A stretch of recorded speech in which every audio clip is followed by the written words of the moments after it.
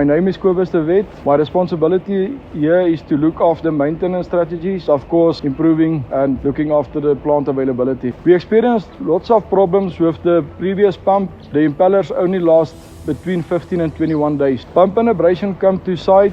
They installed, it was a CURVE CL250 pump. There was a big improvement because we went from 21 days up to 133 days without doing any maintenance. New installation went very well. There wasn't lots of modifications. It fit onto our current application and we installed it on a normal 8-hour shift. My first impression was the reliability on the impellers. There was a big improvement.